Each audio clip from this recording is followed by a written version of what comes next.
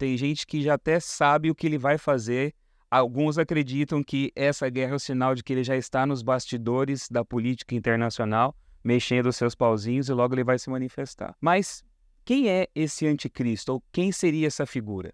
E por que 666? Toda vez que acontece uma guerra no Oriente Médio, as pessoas tendem a olhar para tudo isso e acreditar que o fim do mundo está chegando. E no Oriente Médio, enfim, o conflito, ele se torna um potencial alimentador dessas expectativas, porque existe dentro da teologia dispensacionalista a ideia de que o anticristo seria a figura que traria paz e resolução ao conflito do Oriente Médio. Eu já falei disso num vídeo anterior, que você está vendo aqui um card num canto aqui da tela, para você poder assistir, se você ainda não viu, o vídeo que eu falo a respeito da teologia dispensacionalista e como ela se encaixa, ou como tenta encaixar o conflito no Oriente Médio que a gente está acompanhando dentro dessa perspectiva dela. Mas quem é esse anticristo? Ou quem seria essa figura? Tem gente que já até sabe o que ele vai fazer. Alguns acreditam que essa guerra é o sinal de que ele já está nos bastidores da política internacional, mexendo os seus pauzinhos e logo ele vai se manifestar. O que a Bíblia fala a respeito dessa figura, do anticristo? Muitos, quando pensam no anticristo, por causa dos filmes, da cultura popular, das ideias que muitas pessoas têm falado, associam o anticristo com a besta do Apocalipse, capítulo 13, e já diz que o número do anticristo é 666. Tinha até um filme antigo no passado que virou uma trilogia chamada Profecia, que falava de um menino que nasceu para ser o grande líder mundial, e ele tinha até uma marca de nascença, que era o número 666 na cabeça dele. E aí você já imagina, né, como as pessoas vão, alimentadas por esse tipo de material, que consomem esse tipo de material, vão criando fantasias em torno desse personagem. Mas quando a gente fala da Bíblia, a Bíblia traz a expressão anticristo no texto da primeira carta de João, no capítulo 2, versículo 18. E a primeira carta de João, capítulo 2, versículo 18, diz assim: Filhinhos, esta é a última hora. E como vocês ouviram que o anticristo vem, também agora muitos anticristos têm surgido, por isso sabemos que é a última hora. E aqui vem o ponto que eu quero colocar para vocês. Eles saíram do nosso meio, mas não eram dos nossos, porque se tivessem sido dos nossos, teriam permanecido conosco. O espírito anticristo, na Bíblia, não está ligado essencialmente com a figura de um ditador totalitário que vai dominar o mundo e vai trazer a solução para o conflito de Israel. A palavra anticristo aparece aqui para se referir a um espírito que está presente no ambiente cristão. E é estranho a gente pensar isso, né? Porque fala anticristo é aquele que é contra Cristo, mas a preposição anti da palavra anticristo significa no lugar de, é aquele que se coloca no lugar de Cristo, por estar associado com ele, se põe no lugar dele. E João fala, esses saíram do nosso meio porque eles não eram dos nossos, mas eles nasceram, surgiram aqui entre nós. Como, ironicamente, Lúcifer é uma figura celestial e o mal surgiu no céu, o espírito anticristão, ele está presente no meio religioso, no meio, e não necessariamente nos ambientes ali da política como um ditador mundial. Mas o que seria, então, a besta do Apocalipse? Quando a gente lê o Apocalipse 13, que é o texto que traz o 666, a gente nota uma coisa interessante. A palavra anticristo não aparece aqui. Então não existe textualmente uma associação entre anticristo e a besta do Apocalipse capítulo 13. O que seria a besta do Apocalipse capítulo 13? A besta do Apocalipse capítulo 13, ela é uma junção de vários reinos que aparece lá em Daniel no capítulo 7. Em Daniel capítulo 7, o profeta ele tem um sonho, ele vê animais que saem do mar, e esses animais representam as nações, os poderes políticos que perseguem o povo de Deus. Babilônia, Medopérsia, Grécia, Roma. E aqui, essa besta é a junção de todos esses poderes, mas mais do que isso, essa besta ela é adorada. Então nós vemos aqui poder político e poder religioso se unindo. Muitas pessoas pensam que o anticristo, como eu disse já anteriormente aqui, é uma figura essencialmente política. Mas o anticristo é aquele que se coloca no lugar de Cristo. Qualquer poder, seja ele religioso ou político, qualquer espírito que, por estar associado a Jesus, se coloca no lugar dele, já carrega em si a essência do espírito anticristo. Então, o espírito anticristo está presente na história o tempo inteiro.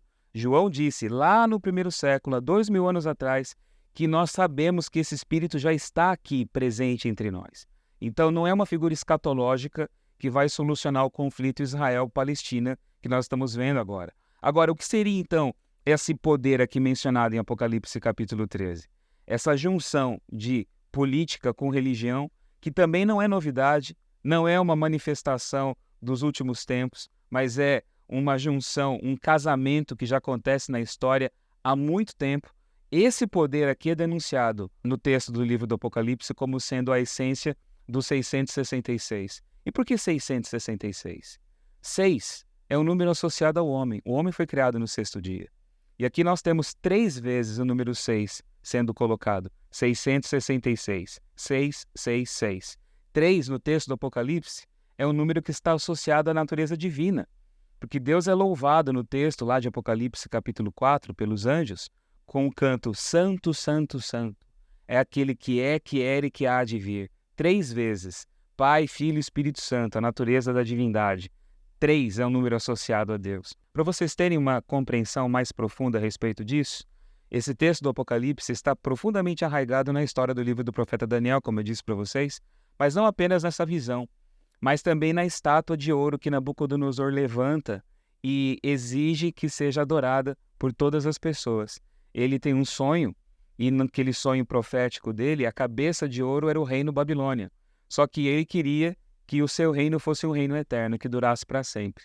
Então ele levanta uma estátua que não tem só a cabeça de ouro, mas a estátua inteira é de ouro. E ali ele diz que os deuses dele estavam representados naquela estátua. E era uma demonstração de fidelidade à Babilônia, a adoração daquela estátua. 3 jovens não adoram a estátua, Sadraque, Mesaque e Abidnego. E os 3 são lançados na fornalha de fogo ardente e foram salvos miraculosamente por Deus.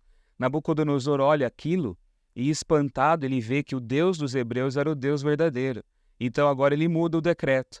Em vez de se adorarem os deuses babilônicos, aqueles que não adorassem o Deus dos hebreus seriam todos eles condenados à morte. Esse é o espírito babilônico. E a estátua que ele levanta, ela tem 60 côvados de altura, 6 côvados de largura, de acordo com as medidas bíblicas. E ela representava o panteão dos deuses babilônicos, que era representado pelo número 600, 666, o homem se colocando no lugar de Deus.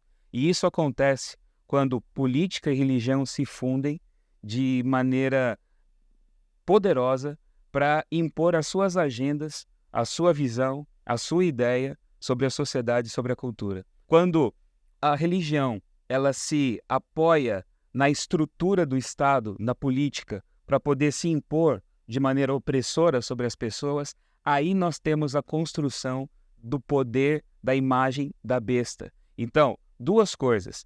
Anticristo é toda e qualquer figura ou espírito humano que tenta, por associação a Jesus ou a religião, estar no lugar dele. O homem se autodivinizando carrega em si o espírito anticristo. Agora, a besta do Apocalipse, capítulo 13, é um fenômeno que nós vemos durante toda a história. O poder político se unindo à religião para poder se impor de maneira autoritária sobre as pessoas. E isso não acontece apenas no cristianismo. Isso acontece também no islamismo, acontece no budismo, em vários lugares do mundo, quando valores que até podem ser bons e positivos, valores da religião, procuram se impor sobre a sociedade por meio do decreto, aí nós temos um risco desse espírito 666 se manifestar. A gente tem que ter muito cuidado, porque muitas vezes nós somos levados, e diz aqui o texto, que esse poder ele é tão encantador e sedutor que faz com que muitos, os habitantes da terra, sejam levados por ele. Porque as suas agendas podem combinar com aquilo que a gente sabe que é bom. Então, quando de alguma maneira esse decreto em nome daquilo que é correto se faz impor de maneira coercitiva sobre as pessoas, eu tenho ali o 666 aparecendo. O Apocalipse faz denúncia a esse poder, mas coloca um aviso dizendo que no tempo do fim, um pouco antes da manifestação e da vinda de Jesus, do reino de Deus, esse espírito iria comandar a sociedade a nível global, mundial. O poder político unido com o poder religioso. Esse espírito que a gente começa a ver agora e que está presente na história iria se exacerbar, crescer e dominar a sociedade no tempo do fim, de maneira muito intolerante. Então, a intolerância alimentada pelo poder político e religioso seria a marca da sociedade nos últimos dias. E é por isso que o texto diz que aquele que tem sabedoria sabe discernir isso, sabe calcular. Não fazer o cálculo do número com base no nome de uma pessoa, de alguma personalidade histórica, alguém que aparece aqui e ali, como muitos fizeram, criando os cálculos mais absurdos e as teorias mais patéticas quando se pensa no 666. Mas aquele que tem sabedoria, ele consegue olhar, consegue discernir a sua época, o seu tempo, e ver e perceber onde esse mal está presente. O Apocalipse diz que nós veremos isso acontecer, e veremos isso se manifestar de maneira opressora na nossa sociedade. Mas a gente tem que saber muito bem identificar esses poderes com base naquilo que a palavra diz e com base naquilo que ela nos orienta. Essa é a grande denúncia que o livro do Apocalipse faz. E é para isso que a gente tem que estar atento. Porque enquanto as pessoas olham e sonham com uma figura de um anticristo, de um poder, de um sedutor político que vai se levantar e dominar o mundo todo, vários outros têm feito exatamente o que eu acabei de falar para vocês aqui agora e podem estar fazendo isso agora, na nossa sociedade e em outros lugares, e levando pessoas boas para pensarem como eles, agirem como eles também. Se você gostou desse vídeo, deixe seu like, se inscreva aqui no canal e compartilhe com quem você acha que vai gostar desse material também. E se você tem alguma sugestão de algum assunto que você gostaria que a gente conversasse aqui, deixa aqui nos comentários. O seu comentário, a sua pergunta, a sua dúvida pode ser o tema do nosso próximo vídeo.